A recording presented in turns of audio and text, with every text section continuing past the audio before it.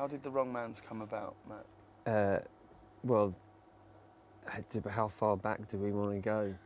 Well, when were you born? I was born.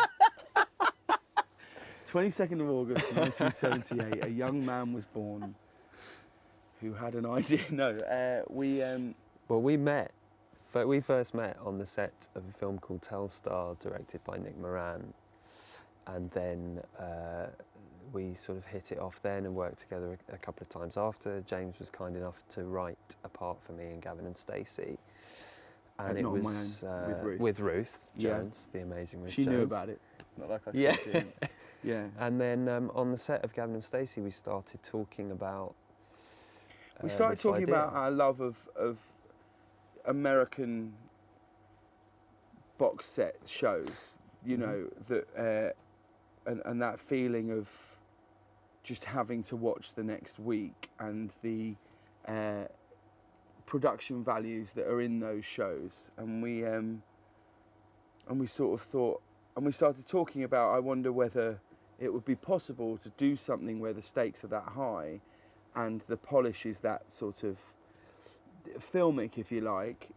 And we felt like maybe people weren't writing that stuff because when you're writing, you're thinking about how you're going to get a thing made and how you're going to get it even commissioned in the first place. And I think we felt like we should throw all of those ideas out of the window and just write a car crash in the first 2 minutes of a show and write a helicopter flying in or whatever. Yeah, and we just just see sort of where we could go with it. We set out to just write one script, one episode, and just see what the response was to it, really. And we had this, we'd been to see Burn After Reading, and we both loved it as a film, a Coen Brothers film, and we loved how funny it was. We just thought it was a really, there's real, as in all their films, real moments of humour, and yet the stakes are really, really high in that. And we would often talk about the scene when Brad Pitt's character and Frances McDormand's character are calling John Malkovich's characters, and they just keep saying the words Osborne Cox. They just keep saying Osborne Cox because they think they're involved in something huge. And so we talked about these films and different things. We talked about film noirs where you get that sort of strand of film noir that's the classic thing of private detectives or policemen, but you also get those ones where someone very ordinary makes one single decision or mistake and they're just sucked into something that they're immediately out of their depth, and then they sort of spiral into disaster. And we thought, well, what if you could do that within the constraints of a half-hour BBC comedy? What would happen if something of that magnitude happened and it happened to just two ordinary guys?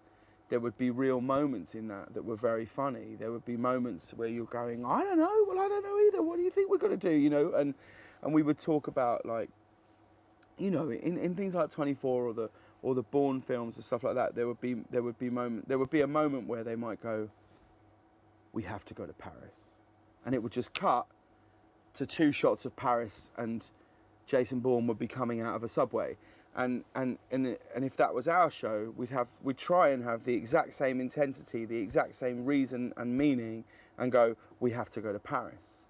But it would cut, and they would be like online trying to book Eurostar tickets and talking about why is it more expensive off peak and on peak, and do you want a vegetarian meal? Can and we want go an at aisle 10 because it's cheaper? You know what I mean? And someone's life's in danger, but. And just deconstructing those things, because in a lot of those films, people travel great distances and you never really see it. They just end up somewhere and you go, well, they must have stopped to get something to eat. Do you know what I mean? Or had a nap. Or even down to the fact that people fight in these things and it doesn't seem to hurt that much. If you punch someone as hard as you can, it hurts your hand. And if you get hit, you're dizzy and no one's eyes ever water. No one ever's going, you never really see Bruce Willis doing that, and there's a reason for that, and and it would be a different thing if it was, but that was sort of how it came about, really. Whether we've pulled it off is another matter, but that's where it started.